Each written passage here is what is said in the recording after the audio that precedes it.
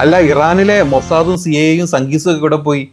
ട്രംപിന് തന്നെ ടെൻഷനായി തുടങ്ങി. നിങ്ങൾ പ്രൊട്ടസ്റ്റ് നിർത്തരുത്. നിങ്ങൾ ഇറാനിലെ പ്രൊട്ടസ്റ്റേഴ്സിനോട് ട്രംപിന്റെ അഭ്യർത്ഥന നിങ്ങൾ കേൾക്കുന്നില്ലേ? നിങ്ങൾ പ്രൊട്ടസ്റ്റ് നിർത്തല്ലേ? അവിടെ ഭരണപക്ഷത്തിന് സപ്പോർട്ടായിട്ട് ആൾക്കാർ ഒരുപാട് ഇറങ്ങി. നിങ്ങൾ നിർത്തിക്കഴിഞ്ഞാൽ ഇതിൻ്റെ ഒരു വില പോയില്ലേ? ഞാനിങ്ങനെ ഇങ്ങനെ ഇങ്ങനെ കുഴപ്പിച്ച് ഇങ്ങനെ കൊണ്ടുവരില്ലായിരുന്നോ? അതിനിടയ്ക്ക് നിങ്ങൾ ഈ പരിപാടി നിർത്തി പേടിച്ചോടിക്കഴിഞ്ഞാലോ നിങ്ങളുടെ കൂട്ടത്തിലുള്ള 10,000-2000 ആൾക്കാരെ തട്ടിക്കളഞ്ഞിട്ടുണ്ടാവും. അത് വിചാരിച്ച് നിങ്ങൾ ടെൻഷൻ അടിക്കരുത്. നിങ്ങൾ പ്രൊട്ടസ്റ്റ് ചെയ്തുകൊണ്ടിരിക്കുക. നിങ്ങൾ അവിടുത്തെ ഇൻസ്റ്റിറ്റ്യൂഷൻസ് പിടിച്ചെടുക്കുക. നിങ്ങൾ അവിടുത്തെ തെരുവിലോട്ട് നിങ്ങൾ ഇറങ്ങുക. നിങ്ങൾ അവിടെ സകലതും തീർക്ക്. ഞാൻ പിന്നാലെ വരുന്നുണ്ട്. നിങ്ങൾ ഏകദേശമൊക്കെ തീർത്ത് നിങ്ങൾ അവിടെ മൊത്തത്തിൽ അൽക്കുലത്താക്കുന്ന സമയത്ത് ഞാൻ വന്നിട്ടൊരു ബോംബം കിട്ടിട്ടു.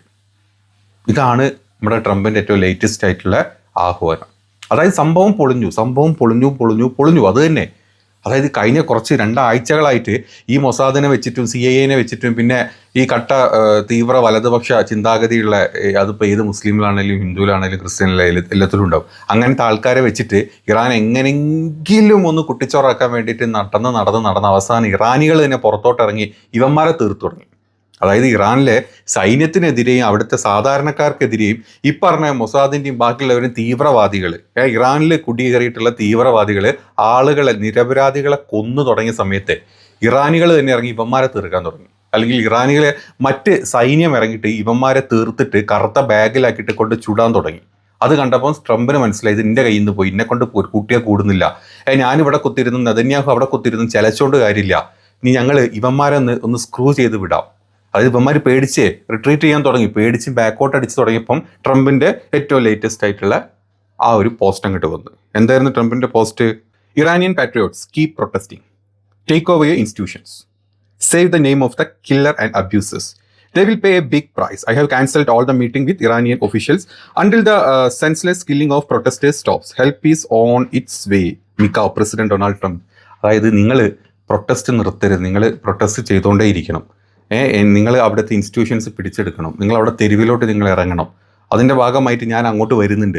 നിങ്ങൾക്കുള്ള എല്ലാ ഹെൽപ്പുമായിട്ട് ഞാൻ നിങ്ങളുടെ പിന്നാലെ തന്നെ ഉണ്ട്. നിങ്ങൾ ധൈര്യമായിട്ട് പ്രൊട്ടസ്റ്റ് ചെയ്ത് തുടങ്ങിക്കോ. നിങ്ങൾ സ്റ്റോപ്പ് ചെയ്യരുത്. ഇതായിരുന്നു ട്രംപിൻ്റെ ഏറ്റവും ലേറ്റസ്റ്റ് ഇന്നലെ നൈറ്റിൽ വന്നിട്ടുള്ള ആഹ്വാനം. അതായത് പ്രൊട്ടസ്റ്റ് ചെയ്തിട്ട് റിട്രീറ്റ് ചെയ്യേണ്ട, അവിടെ നിൽക്കാൻ പറ്റുന്നില്ല, അവരെ കൊണ്ട് ചെയ്യാൻ പറ്റുന്നില്ല. ഈ പറഞ്ഞ മൊത്തം പരിപാടി പൊളിയും. അതായത് കമ്മിറ്റി പൊളിഞ്ഞു എന്ന് മനസ്സിലാക്കിയപ്പം ഇനി അവസാനത്തെ കാര്യങ്ങൾ പറയാം. അത് ഡൊണാൾഡ് ട്രംപ് ചെയ്തു. ഇത് തന്നെ നിങ്ങൾ മനസ്സിലാക്കേണ്ട ഒരു കാര്യമുണ്ട്. നമ്മുടെ നാട്ടിലെ എനിക്കറിയില്ല 24-ഉം News 18 ഈ 2 ചാനൽ കേട്ടോ. ബാക്കിയുള്ളവർക്കൊക്കെ നമ്മുടെ നാട്ടിലെ അല്ലാത്ത ഒരുപാട് വേറെ കാര്യങ്ങൾ സംസാരിക്കുന്നുണ്ട്. ഈ 2 ചാനലുകളും എല്ലാ 15-10 മിനിറ്റിൻ്റെ ഇടയിലും ഇറാൻ കത്തുന്നു, ഇറാനിൽ പ്രക്ഷോഭം, ഇറാനിൽ ഭരണവിരുദ്ധം. എനിക്കറിയില്ല, നല്ല രീതിയിൽ നമ്മുടെ ശ്രീകുണ്ടൻ നായരും നമ്മുടെ News 18-ഉം നല്ല രീതിയിൽ ഇവിടുന്ന് കിട്ടിയിട്ടുണ്ട്. ആ കിട്ടിയതിനുള്ള പണി വെട്ടിപ്പായിട്ട് എടുക്കുന്നുണ്ട്. അതൊരു സൈഡിൽ നടന്നുകൊണ്ടിരിക്കുന്നുണ്ട്. ഏതാണെങ്കിൽ ഇതാണ് ഇപ്പോഴത്തെ അവസ്ഥ. അതിൻ്റെ ഭാഗമായിട്ട് തന്നെ ഇപ്പോൾ ഏറ്റവും ലേറ്റസ്റ്റ് ആയിട്ട് മറ്റൊരു കാര്യം കൂടെ വന്നിട്ടുള്ളത് US-ൻ്റെ ഇറാൻ സംഘർഷത്തിൻ്റെ യുദ്ധവിമാനങ്ങളുടെ വിന്യാസമാണ്. അതായത് ഖത്തറിലെ അൽ ഉബൈദ് എയർബേസിൽ അമേരിക്ക തങ്ങളുടെ അത്യാധുനിക വിമാനങ്ങളായിട്ടുള്ള F-35 പിന്നെ സെറ്റിൽ ഫ്ലൈറ്റുകൾ, അതുപോലെ തന്നെ B-52 ബോംബേഴ്സ് വിമാനങ്ങൾ, ഇന്ധനം നിറയ്ക്കുന്ന KC-135 ടാങ്കറുകൾ എന്നിവ വൻതോതിൽ അവിടെ വിന്യസിച്ചിട്ടുണ്ട്. അതിൻ്റെ ഫുട്ടേജസാണ് ഈ കണ്ടുകൊണ്ടിരിക്കുന്നത്. അതായത് പ്രൊട്ടസ്റ്റിങ് നടക്കുക എന്ന് മനസ്സിലായി. പ്രൊട്ടസ്റ്റേഴ്സൊക്കെ ഏകദേശം അങ്ങ് എത്തിയാണ്, പരലോകം പ്രാപിച്ചിട്ടുണ്ട് എന്ന് മനസ്സിലായി. അപ്പോൾ ഇനി ചെയ്യാനുള്ളത് നേരിട്ട് യുദ്ധം. ഇനി അതേ രക്ഷയുള്ളൂ. അപ്പോൾ അങ്ങനെ യുദ്ധം ചെയ്യാൻ വേണ്ടിയിട്ടാണ് ഖത്തറിലെ ഏറ്റവും നിയറസ്റ്റ് ബേസ് ഖത്തറാണ്. 300-400 കിലോമീറ്ററിൻ്റെ അടുത്താണ് ഇറാനും ഖത്തറിൻ്റെ US ബേസും തമ്മിലുള്ളത്. അപ്പോൾ അവിടുന്ന് ഡയറക്റ്റ് അറ്റാക്ക് ചെയ്യാൻ പറ്റുള്ളൂ എന്നുള്ളത് കൊണ്ട് തന്നെ ഏകദേശം അവിടെ ഇത്രയും വിമാനങ്ങളും F-35 പോലത്തെ അമേരിക്കൻ്റെ B-52 ബോംബേഴ്സ് പോലത്തെ കംപ്ലീറ്റ് സജ്ജമാക്കി വെച്ചിട്ടുണ്ട്. എപ്പോഴും അടിക്കുന്നുള്ള കാര്യം ഉറപ്പാണ്. ഇറാൻ തിരിച്ചടിക്കുന്നുള്ള കാര്യം ഉറപ്പാണ്. അത് പേടിച്ചിട്ട് തന്നെയാണ് ഇപ്പം മൊത്തം ഗൾഫ് രാജ്യങ്ങളും നിൽക്കുന്നത്. അതുപോലെ തന്നെ ഈവൻ ഇസ്രായേൽ വരെ നെതന്യാഹുവിന് ഇപ്പം മിണ്ടുന്നില്ല. കഴിഞ്ഞ 2 ദിവസമായിട്ട് പേടിയാണ്.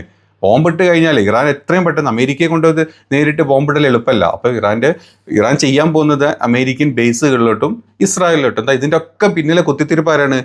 അത് ഈ പറഞ്ഞ ടീം തന്നെയാണ്, ഇസ്രായേൽ തന്നെയാണ്. അപ്പോൾ അടുത്ത ബോംബ് ഇസ്രായേൽ വെക്കുന്നുള്ളത് നെതന്യാഹുവിന് നല്ല വ്യക്തമായിട്ട് അറിയുന്നതുകൊണ്ട് തന്നെയാണ് നെതന്യാഹു ഇപ്പോൾ വാ തുറക്കാതെ ട്രംപിന് മാത്രം കൊടുത്തത്. നിങ്ങളായിട്ട് ചലച്ചോ, ഞാൻ ചലയ്ക്കുന്നില്ല എന്നുള്ള അവസ്ഥയിലോട്ട് എത്തിയിട്ടുള്ളത്.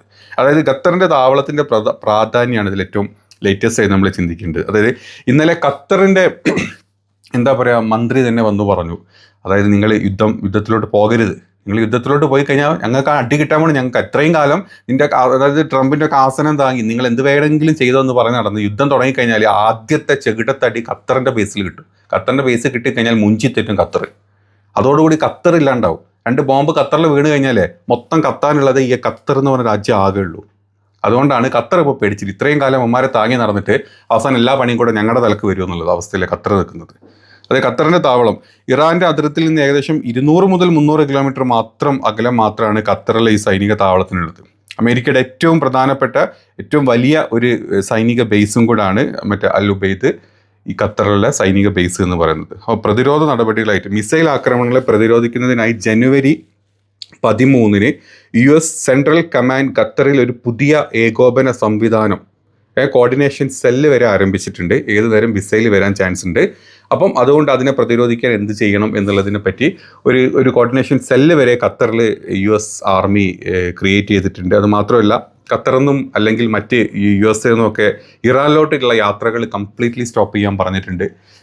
അവിടുത്തെ മറ്റ് ഒഫീഷ്യൽസിനൊക്കെ അവർ തിരിച്ച് വിളിച്ചിട്ടുണ്ട്.